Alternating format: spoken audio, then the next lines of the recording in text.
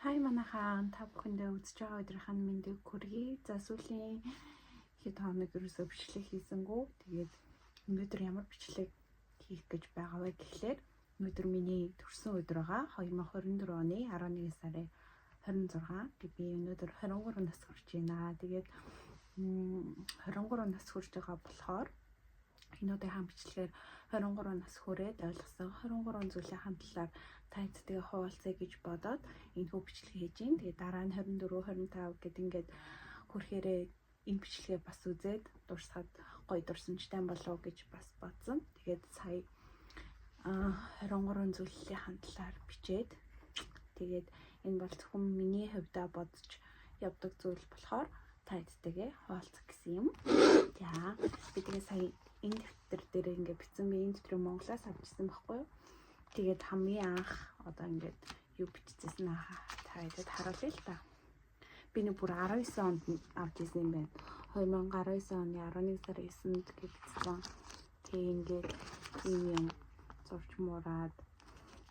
Тэгээ хамгийн анх би 2019 оны 11 сарын 23-нд Солонгост ирчихсэн байхгүй. Тэгээ эрэнгүүтээ нөгөө авч ирсэн одоо худалдаа авалтуудынхаа юг зарлагуудаа дандаа бичсэн байна. Тэгээ нөгөө сая онтой иржсэн тэнгүүдээ 23-нд байр автобусны мөнгө, хоол хүнс энтергээд тиймэрхүү зардлага бичижсэн байна. Тэгээд нэг амар сүртэй ашиглаагүй дараа нь 12 сард 5 цагт босох шинэ үгчийн ажлыг хичээлдээ авах энтергээд цагийн төлөлтүүдээ бичсэн байна. Тэгээд нэг амар юм бичээгүй байжгаад тэгээ 23 нас хүрээд ойлгосон 23 зүйлээ бичсэн байна. Тэг та хэдтэй гоё уншаад ярилцаад явъя гэж бодлоо. За нэгдүгээрт эрүүл мэнд чухал гэж бодсон.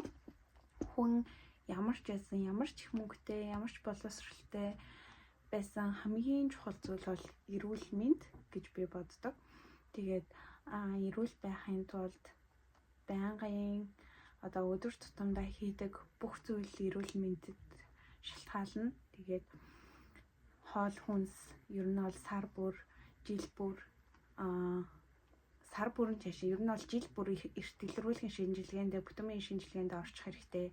Тэгээд 6 сартаа нэг удаа эмэгтэйчүүдийн эмнэлэгт үзүүлэх хэрэгтэй, шүдээ үзүүлэх хэрэгтэй гэж боддог. Тэгээд тэрийг ч гэсэндээ өөр төр ингээд аль болох татлуулгаад явах гэж хичээж байгаа. Эрүүл мэндийг бол чухалчилж үзсэн. За хоёрдугаар болохоор эх орон, гэр бүл, хайртай хүмүүсээ чин сэтгэлээсээ хайрлах гэдгийг би бодсон. Багаас л ингээл 10 жил тахад эх орноо хайрлана гэж юу вэ? Эцэгхээ хайрлана гэж юу вэ гэж ярьдаг байсан. Одоо ингээд бид нар жоохон тэрийг ингээд яг үнэхээр бодож явдаг ч гэсэндээ жоохон мартагдаад байдаг юм шиг санагддаг. Тэгээ эх орноо хайрлана гэдэг нь үнэхээр яг юу юм бэ? Би ингээд одоо Монгол улсын иргэн болж одоо энэ гэр бүлдээ хүн болж мэдлснээр би одоо тэднэртээ ямар үлгэр дуурайлал үзүүлэх, ямар яаж ачийг нь хариулах, эх орондоо яаж тустай хүн болох вэ гэдэг талаар айгүйх боддог болсон. Сүүлийн нэг жил айгүйх тэгэж боддог болсон. Тэгээд би энэ хорвоод ингээ хүн болж мэдлжээд юу ч хийхгүй ингээ эх орондоо тэр ээж авдаач тэр ямар ч тийм одоо хачийн хариулаагүй тийм байх бол дэндүү нэг тийм амиа бодсон юм шиг болчих юм шиг санагдсан. Тийм болохоор ингээд гоё эх орноо ч гэсэндээ гэр бүлээ, хайртай хүмүүсээ үнэхэр чин сэтгэлээсээ хайрлаад тэднэртэй цагаа зарцуулаад мөн одоо тэднэрхээ санааг зовоохгүй өөрийнхөө хийх ёстой юмыг хийгээд ингээд явж гинэ гэж бодсон. За 3 дугаарт нь болохоор талархаж сурах. Талархаж сурах гингүүд би одоо сүүлийн үед бас өөр нь энэ амьдралдаа хүн болж төрсөндөө эрүүл саруул өглөөг хөгтдөгтаа бүх зүйлд ингэ чин сэтгэлээсээ талархаж явах ёстой гэж боддог. Тэгээд өөрөө ч гэсэндээ ингэ заавал ингэж дуу хоолойгоор гарахгүй ч гэсэн дотроо өөртөө шивнээд ингээд өөртөө ч гэсэндээ талархаад энэ хорвол хийдэ талархаад байх ёстой, талархлыг талархаж сурах ёстой гэж бодсон. За дөрөвт нь болохоор зөв дадал зуршил.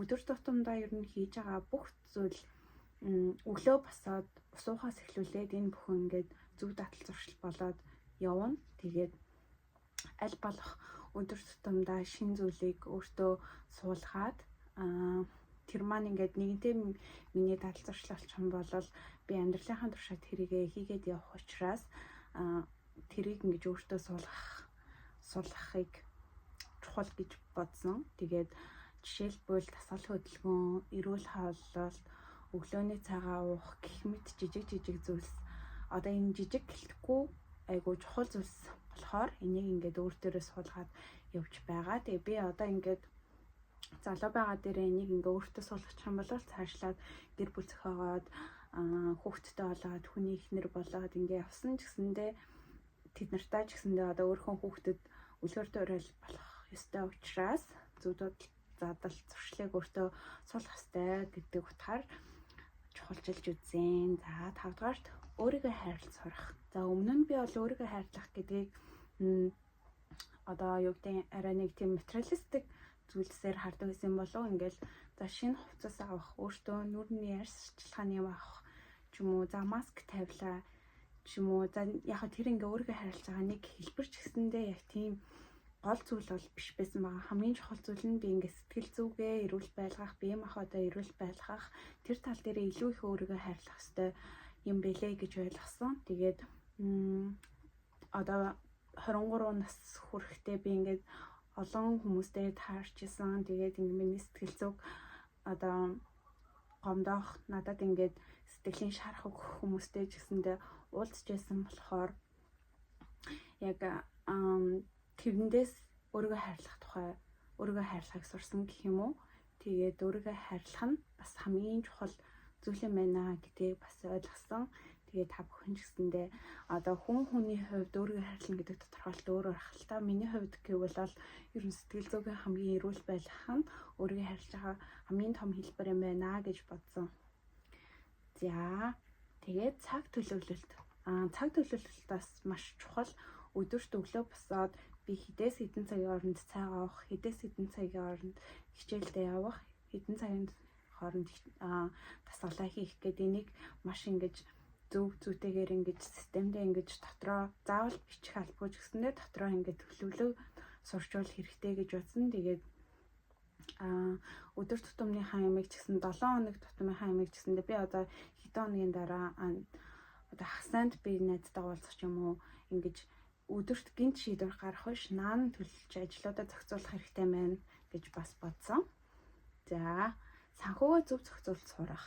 Одоо би одоо ингээд өөрийн гэсэн орлоготой болчихсон болохоор тэрийг ингээд хэрхэн яаж хуваарлж хэдийн хадгалах уу, хэдийн одоо заавал гарах зарлахандаа зарцуулах уу, хэдийн аялалт хобби дуртай юмдаа зарцуулах уу гэдгийг ингээ өөрөө зөв зохицуулж сурах хэрэгтэй гэж бодсон.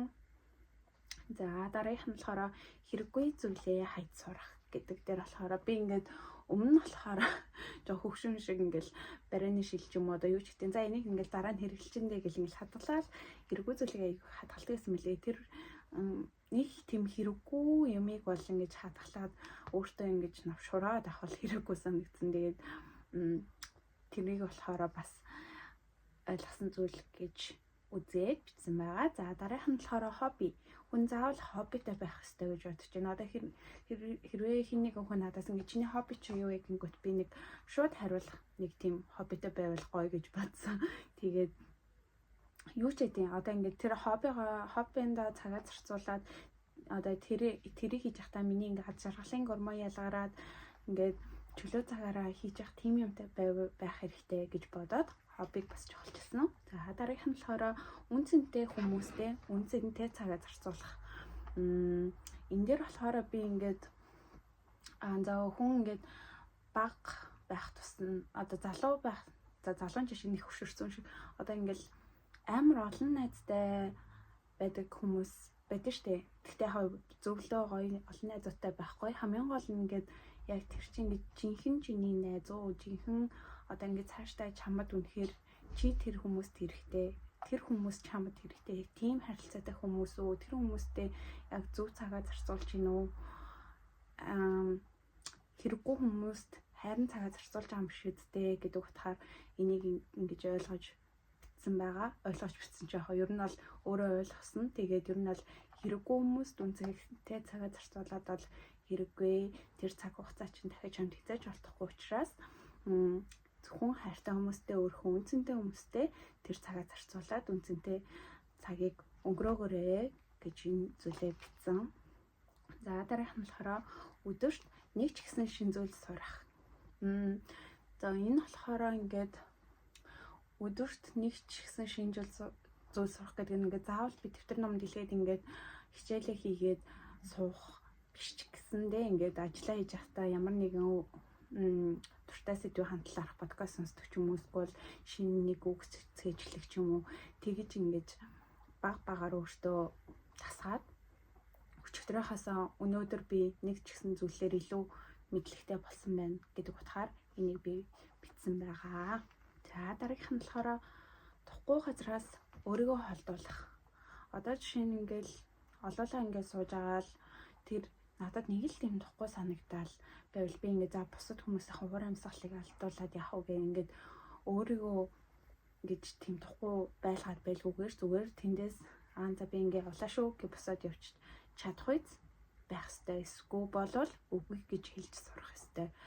Чиний заавал ингээд тэнд очиод байх шаардлагагүй газар чи үгүй гэж хэлж чаддгүйгээсээ болоод тэндээ байгаад байхад тэнд очих бол албагүй. Зүгээр л үгүй гэж хэлэх сурах ёстой. Эсвэл очсон байлаа очиод тэнд тухгүй байвал зүгээр өөрийгөө аваад гарч чадах ёстой гэдгийг чухалчилсан.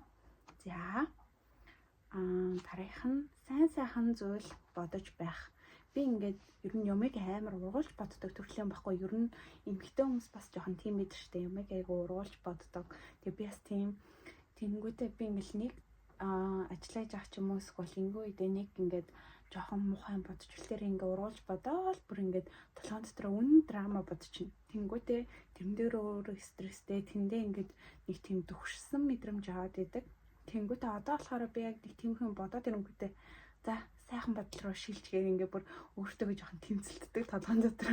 Тэгээд хүн мэдээж ингээд байнга тэгэл ингээд гой зүйл бодоод байж чадахгүй ч гэсэндээ аль болох тэр ингээд муу мухай бодлоод сөрөг бодлоодаас өөрийгөө холдуулж сурах гэх юм уу тэгж явах хэрэгтэй гэж бодсон.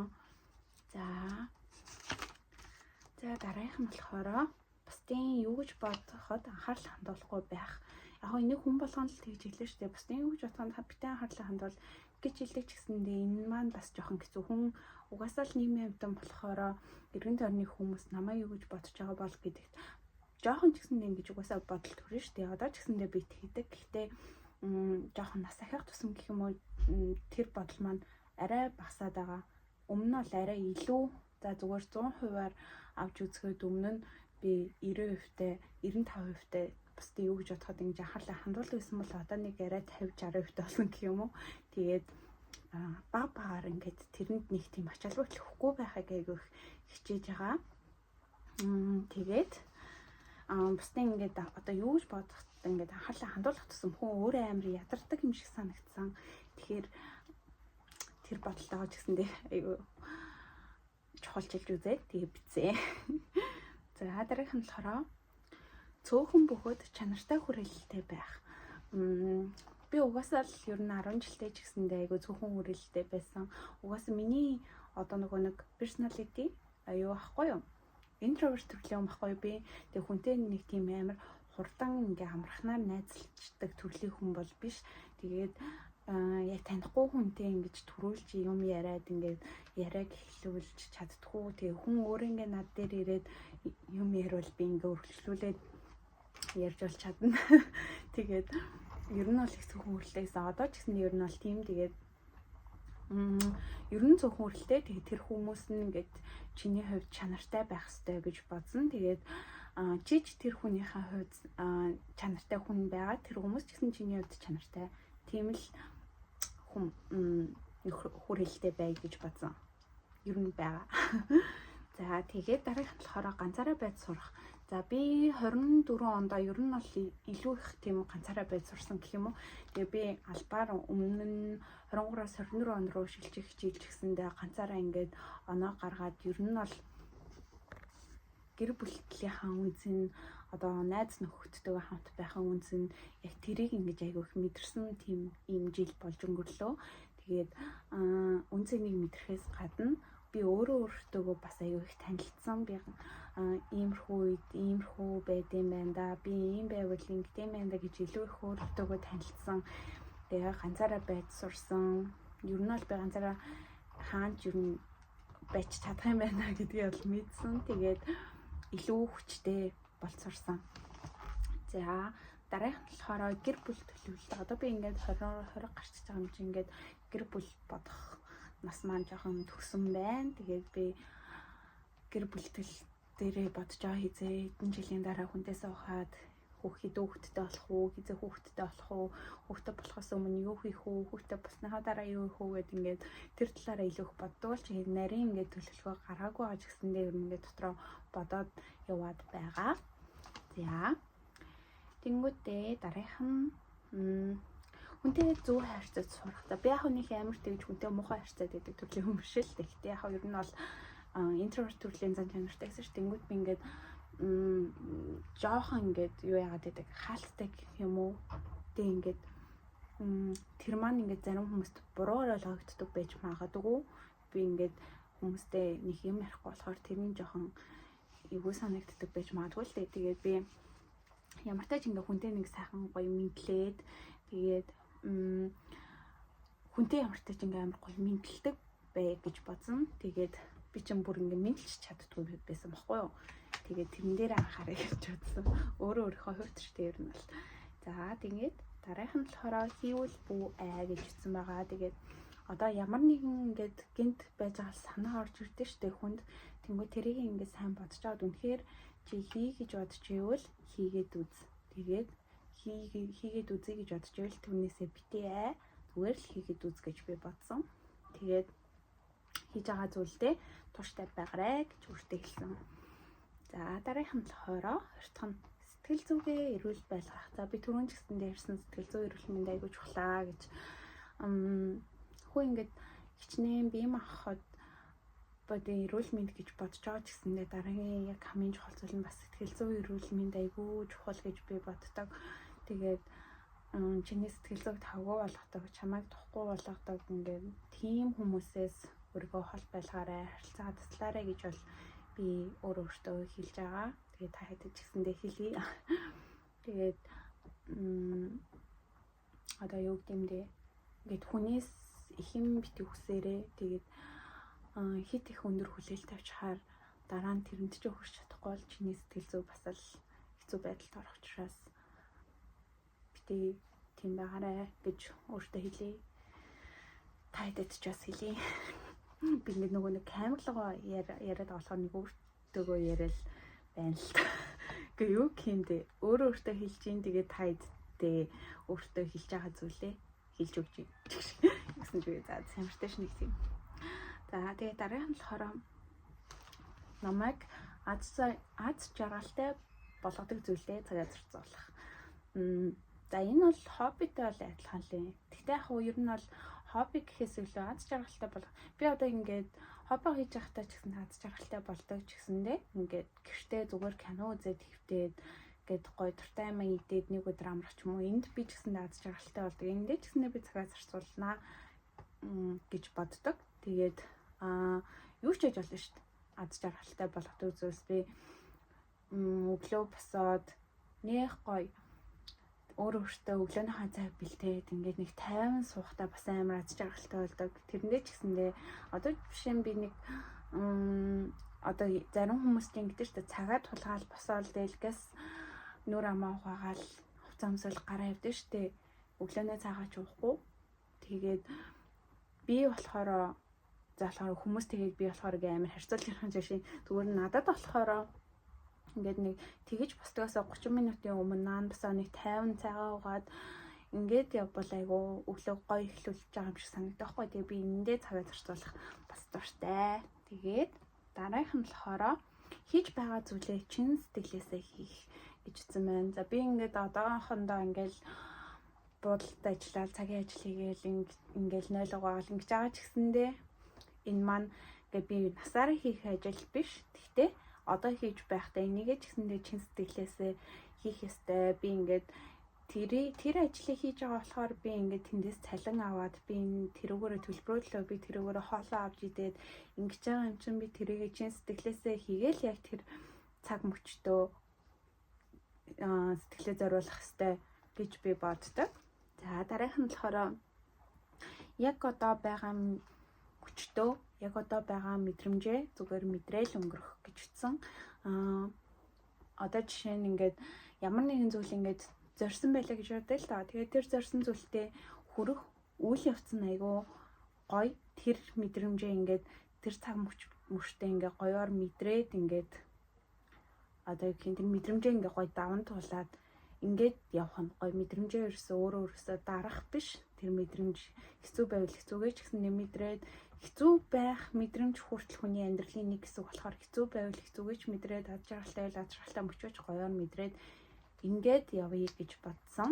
За тэгээд миний 23 нас хүрээд сурсан 23 зүйлээ энэ тэмдэглэлийн дэвтэр дээр ингээд бичээд мөглөө тэгээ энэ бичлэгтэйгээ тэгээд хайдтайгаа хуваалцаад тэгээд өнөөдөр миний төрсөн өдөр болж өнгөрч байхад үнэхээр баяртай байна. Тэгээд минь хүрсэн хүмүүстээ маш их баярлалаа. Та бүхэндээ